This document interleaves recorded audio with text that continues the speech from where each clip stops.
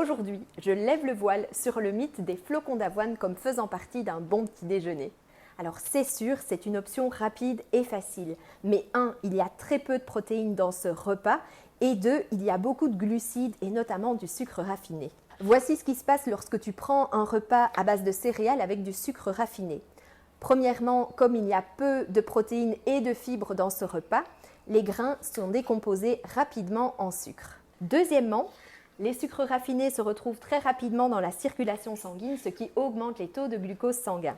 Et troisièmement, le pancréas se met à libérer de l'insuline pour déplacer le glucose vers tes cellules et pour éviter que le taux de sucre dans ton sang ne monte trop haut. Mais seulement une certaine quantité de glucose est nécessaire à la cellule et donc le reste, il va être converti en graisse et stocké.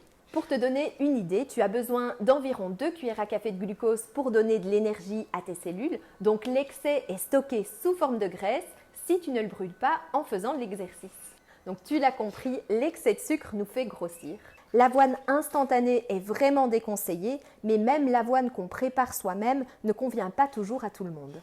Une tasse d'avoine cuite contient environ 28 g de glucides et seulement 6 g de protéines. À ça, on rajoute souvent une banane, un peu de miel, ça fait 44 g de glucides supplémentaires.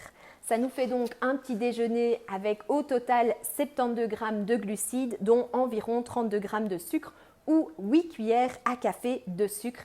C'est trop et nous savons maintenant ce qui va arriver avec tout ce sucre. Si tu luttes aujourd'hui avec ton poids et des fluctuations d'énergie, en particulier le coup de barre de 10 heures et celui de 15 heures, les petits déjeuners à base de céréales ne sont pas faits pour toi. De plus, si tu as des problèmes de digestion comme des ballonnements, du reflux ou d'autres conditions inflammatoires, l'avoine et les petits déjeuners à base de céréales ne sont pas pour toi non plus. Mais pas de souci, il y a tellement d'alternatives. Si tu souhaites que je t'en partage quelques-unes, mets-moi avoine en commentaire.